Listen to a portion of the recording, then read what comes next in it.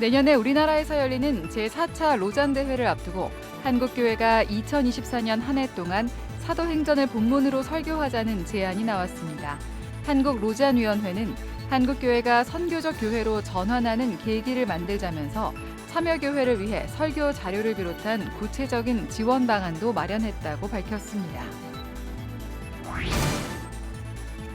기독교 윤리실천운동과 기아대책이 기후위기 극복을 위한 불편 액션 캠페인을 전개합니다. 40일 동안 실천과제를 제시하는 캠페인에 참여하면 미혼모 자립도 지원할 수 있습니다. 기독교 한국침례회가 일제시대 신사참배를 거부한 선배들의 믿음을 이어가기 위해 신사참배를 거부한 침례교 지도자 32명의 이름을 새긴 동판 제막식을 가졌습니다. 전 세계 선교지 소식을 전하는 미션 리포트. 오늘은 30년가량의 짧은 선교 역사에도 불구하고 놀라운 부흥이 일어나고 있는 몽골 소식을 들어봅니다. 여러분 안녕하십니까? CBS 뉴스입니다. 제4차 로잔 대회가 내년에 우리나라에서 열립니다. 대회를 준비하고 있는 한국로잔위원회는 한국교회가 내년 한 해 동안 로잔 대회 본문인 사도행전으로 설교하자는 제안을 내놨습니다. 이를 위해 설교 자료 배포 등 구체적인 지원 방안도 논의하고 있습니다. 오요셉 기자입니다. 2024년 한 해 동안 한국교회가 사도행전 본문으로 공동 설교에 나서자는 말씀 네트워크 운동이 시작됩니다. 모든 교회가 로잔 대회 주제 본문을 함께 묵상하고 설교하면서 로잔 정신을 일깨우고 교단과 교파, 세대를 초월해 하나된 말씀 네트워크를 형성하자는 겁니다. 또 한국교회가 가진 다양한 영적, 인적 자원을 활용해 말씀 사역에 어려움을 겪고 있는 교회를 돕는다는 의미도 가집니다. 한국로잔위원회는 사도행전 공동설교는 한국교회 말씀 사역에 새로운 지평을 열 뿐만 아니라 선교적 교회로 나아가는 중요한 전환점이 될 것이라고 강조했습니다. 모든 세대가 다 1년 동안에 사도행전 본문으로 함께 주님의 말씀을 들을 수 있다면 이것도 정말 너무나 놀라운 일이지 않겠나. 사도행전의 메시지를 통하여 한국교회가 그토록 원했던 선교적 교회로 한국교회 전체가 바뀌어지는 그런 정말 중요한 전환점을 가져오지 않겠나. 말씀 네트워크 지도 목사로 나선 포항제일교회 박영호 목사는 사도행전 설교는 성경을 선교적 관점으로 읽어낼 수 있는 가장 좋은 출발점이라며 같은 본문이지만 각 교회와 회중에 따라 다양한 메시지가 전해진다면 한국교회의 말씀이 더욱 풍성해지고 깊어질 것이라고 말했습니다. 말씀 네트워크에 동참하는 교회엔 본문 해설과 묵상 노트, 현장 이야기 등 매주 설교 자료가 제공됩니다. 본문 해설엔 학문적인 주해와 함께 존 스토트, 크리스토퍼 라이트 등으로 이어지는 로잔의 선교적 통찰과 해석이 담길 예정입니다. 우리가 로잔에서 계속만 했던 이야기가 개인 구원이나 사회 참여나 둘 중 하나가 아니라 실제로 하나님의 큰 역사에서 보면 이게 다 하나다라고 하는 그런 통전성을 함께 담지하는, 그러면서 복음 전도의 중요성을 굉장히 중심에 놓는 그런 방향이 될 것입니다. 매주 3편씩 제공되는 묵상 노트는 다양한 배경에 필진 10명의 글을 실어 실천과 적용에 대한 폭넓은 관점을 제시합니다. 또 다양한 선교 현장의 증언들을 글과 사진, 동영상 등으로 전달해 지금껏 교회가 도출해낸 신학 선언과 이론들이 실제 현장에서 어떻게 펼쳐지는지 구체적인 예시를 제공합니다. 기독교 역사에 굉장히 좋은 신학 선언들이 다 그냥 이론의 언어로 머물러 있거든요. 그런데 우리 한국교회, 국내와 또 세계교회 해외 현장에서 선교적 교회를 잘 실천하고 있는 분들이 많습니다. 다양한 현장의 이야기를 설교 예화라는 형식으로 만들어서 보내드리려고. 설교 자료뿐만 아니라 목회자들의 말씀 소그룹, 이른바 프로페짜이 사역도 함께 진행됩니다.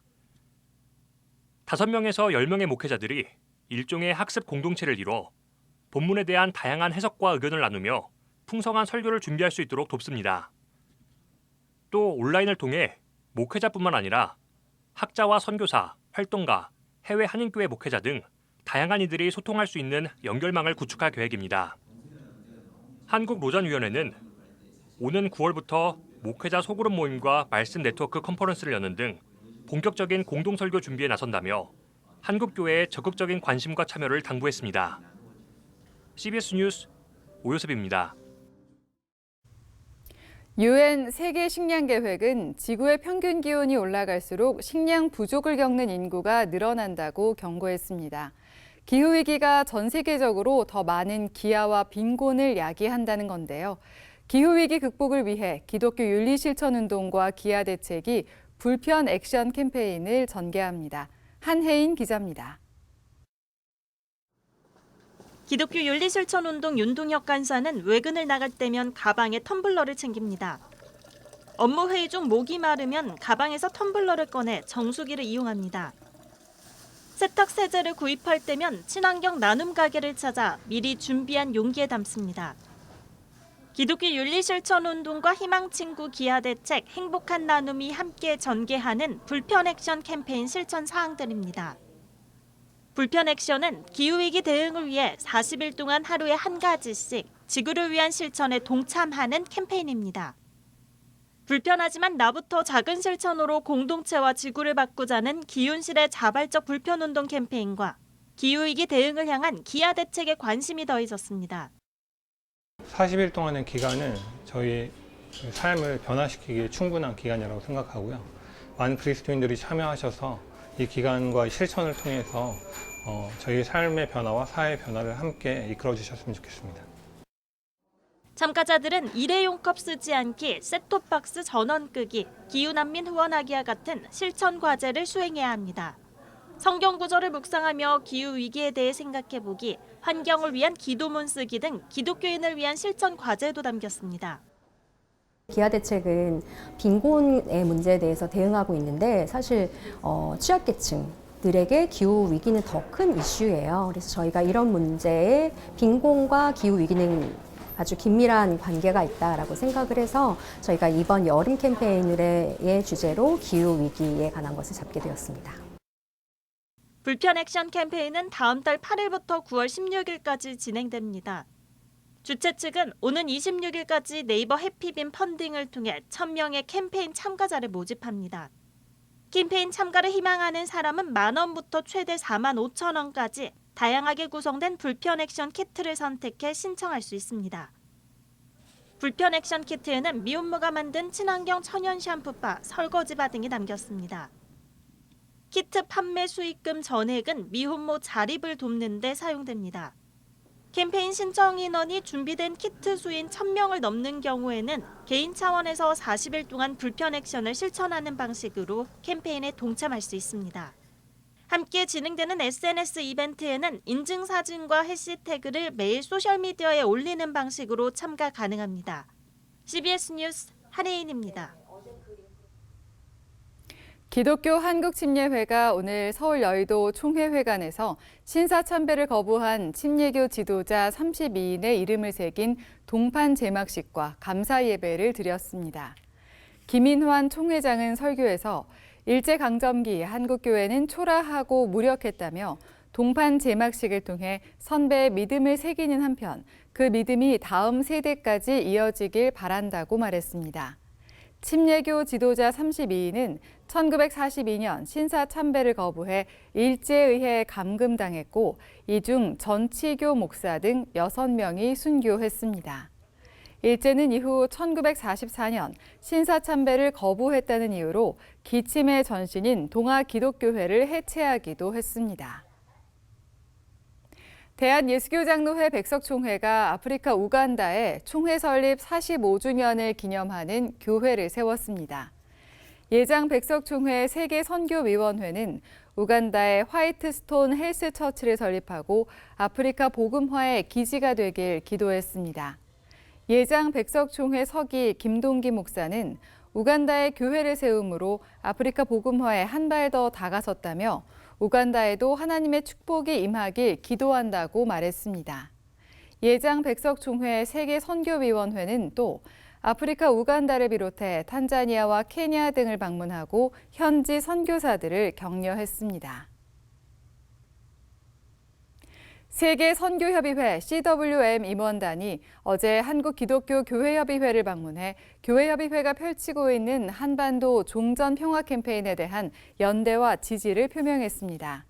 CWM 금주섭 사무총장을 비롯한 임원단은 세계 선교와 에큐메니컬 운동의 현장에서 한반도 평화와 화해를 위한 길에 깊은 관심을 가지고 집중하고 있다면서 한반도가 갈등보다 화해와 협력, 평화의 길로 나아갈 수 있도록 지속적으로 협력하겠다고 말했습니다. CWM 임원단을 맞이한 교회협의회 태동화 총무 직무대행은 교회협의회는 어려움 속에서도 한반도 평화와 화해의 길을 위해 묵묵히 기도하고 있다며 세계 그리스도인들의 협력 속에서 정의와 평화의 행진을 이어갈 것이라고 말했습니다. CWM은 1795년 런던 선교회로 시작한 세계 최초의 개신교 선교단체로 유럽과 아프리카, 태평양 연안의 40개 나라에서 32개 회원 교단이 활동하고 있습니다. 기독교 윤리실천운동이 출생통보제 도입을 환영하는 동시에 모든 산모를 위한 정책을 마련해야 한다고 촉구했습니다. 기윤실은 어제 성명을 발표하고 출생통보제 도입으로 미신고 영유아의 생명보호를 위한 기본적인 장치가 마련됐다고 말했습니다. 그러면서도 해당 법은 병원에서 출생한 영아만 보호하고 있어 병원 밖 출생 아이들은 사각지대에 남게 된다며 국가는 부모가 아이를 낳고 기르는 데 필요한 정책과 제도 마련에 우선적으로 나서야 한다고 강조했습니다. 기윤실은 또 생명은 하나님의 형상으로 지어진 존귀한 존재라고 가르치는 교회 역시 생명을 지키는 일에 적극적으로 나서달라고 요청했습니다. 전 세계 선교지 소식을 전하는 미션 리포트. 오늘은 몽골로 가봅니다. 몽골은 공산주의 체제의 영향으로 30년가량의 짧은 선교 역사를 가지고 있지만 놀라운 부흥이 일어나고 있는 나라입니다. 이제는 현지인 중심의 선교로 나아가기 위한 중요한 전환기를 맞고 있다고 하는데요. 몽골의 소식 이대학 선교사가 전해드립니다.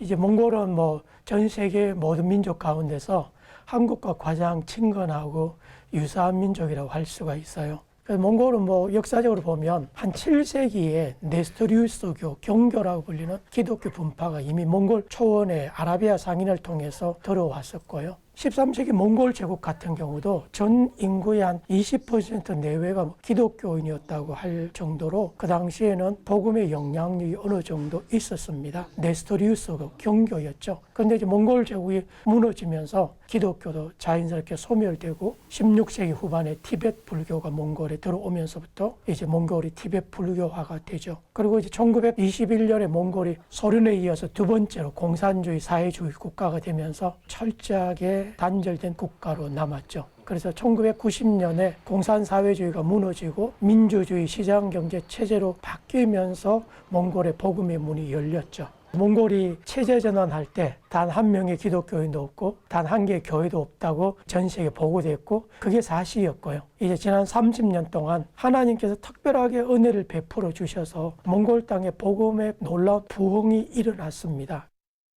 이제 몽골 땅은 지난 30년 동안 그 척박하고 열악한 그 몽골 땅에 지금 한 700개 교회가 세워졌고요. 5만 명 정도 기독교인이 있는데요. 전체 인구 대비 한 1.5%에서 한 2% 정도 지금 복음화율이 보고되고 있고요. 고비 사막 같은 경우는 복음화율이 이미 5%를 넘어서서 이제 13개 군적에 다 교회가 있고 도 전체 인구의 한 5%가 넘는 사람이 기독교인이고요. 1990년에 몽골이 사회주의가 무너지면서 굉장히 사상적인 공백이 왔고 본래 유목 문화의 특징이 개방성과 진취성이 굉장히 큰 두 기둥과 같은데 그래서 이제 몽골 분들이 초창기에 복음을 아주 잘 받아들였고 신앙생활도 열심히 했고 그리고 이분들은 1년에 4번씩 이동하는 유목 문화의 전통을 따라서 복음 전하기 위해 지방으로 간다든지 선교한다든지 굉장히 적극적이고 능동적으로 이제 움직이기 때문에 환경이나 여건을 따지지 않고 아주 복음의 열정은 굉장히 탁월한 것 같아요. 실제로 이제 코로나 이전에도 전 세계에 알려지진 않았지만 몽골인들이 한 100명 이상 선교사로 나갔거든요. 이분들은 유목 문화의 특성으로 굉장히 적극적이고 그리고 아주 심플 라이프를 살고요. 그런 것들은 몽골 교회의 굉장히 특징이자 장점이라고 할 수 있고요. 근데 문제는 이제 좀 지속성이 떨어지는 것도 있고요. 꾸준히 훈련받고 영적으로 성장하는 데는 아직도 많이 미흡한 상황이라고 할 수가 있고요. 지금부터는 이제 선교사들이 주도하는 시대가 아니라 몽골 현지 목회자들이 주도하고 현지인들이 몽골 교회를 자립자치자전하는 교회로 스스로 이끌어가도록 우리가 돕는 자의 역할을 해야 될 때가 됐어요. 몽골 선교지 상황에 적합한 필요 중심적 선교, 현지인들과 더불어 함께 동력하는 시대, 그걸 넘어서 이제는 현지 지도를 잘 세워서 우리의 사역을 그들에게 이양하고 그들 스스로가 건강한 교회를 세우도록 잘 이끌어줘야 하고, 그렇다고 선교사가 필요 없는 것은 결코 아닙니다. 아직도 현지인들이 못하는 사역이 많거든요. 주일학교 사역, 청소년 사역, 미디어 사역, 그런 보다 좀 더 전문화된 사역들은 현지인들이 아직도 이제 경험도 부족하고 거기에 대한 인식이나 좀 학식도 부족하니까 보다 좀 전문화된 분야에서는 더 필요하고요. 이제 몽골 지도자들이 아직도 할 수 없는 좀 신학교육 분야라든지, 그리고 신학교육도 이제는 뭐 단순히 신학교 차원이 아니라 석사, 박사, 현지인들이 계속 잘할 수 있도록 계속 그런 현지 목회자들을 우리가 집중적으로 키우고 돌봐줘야 되고요. 굉장히 빠른 속도로 지난 30년 몽골이 이제 변화되고 성장하면서 그 변화와 성장에 맞는 인프라라든지 여러 가지 사회 여건이 좀 제대로 이루어져 있지 않아서, 그래서 아마 이제 몽골의 앞으로 기독교회가 꼭 복음 전도뿐만 아니라 몽골 사회에 좀 선한 영향력을 끼치는 게 중요하다고 생각하고요. 사회주의가 무너지고 나서 이 사상적 혼란 속에서 다양한 것들이 들어오다 보니까 아직도 좀 혼란이 지속되고 있는데, 그런 가운데 이제 몽골 기독교가 기독교인의 바른 삶, 올바른 삶을 좀 보여줘야 할 그런 책임과 중요한 역할이 있다고 보여. 아직도 이제 부패나 뇌물이나 이런 구조화된 사회 부조리가 많기 때문에 그런 부분에 있어서 기독교 복음과 기독교회가 하나님의 공의와 정의를 보여주는 일들이 좀 필요하고요. 이제 몽골 교회도 지금 이단들이 굉장히 많이 적극적으로 활동을 펼치고 있는데, 몽골 교회와 몽골 기독교인들이 복음의 본질을 유지하면서도 그들이 이단들로부터 잘 싸워 이겨나갈 수 있도록 기도해 주시면 감사하겠고요. 몽골 교회가 교회 안에 메인 기독교가 아니라 몽골 국가를 스스로 복음화할 수 있는 사회적인 영향력이 있는 교회가 될 수 있도록 기도해 주시고요. 마지막으로는 이제 몽골을 넘어서 징기스칸 시대에 정말 전 유라시아 대륙을 정복한 것처럼 몽골 교회가 유라시아를 넘어서 전 세계의 선교에 기여할 수 있는 선교적 교회가 될 수 있도록 기도해 주시면 감사하겠습니다. 감사합니다. 지금까지 몽골의 이대학 선교사였습니다.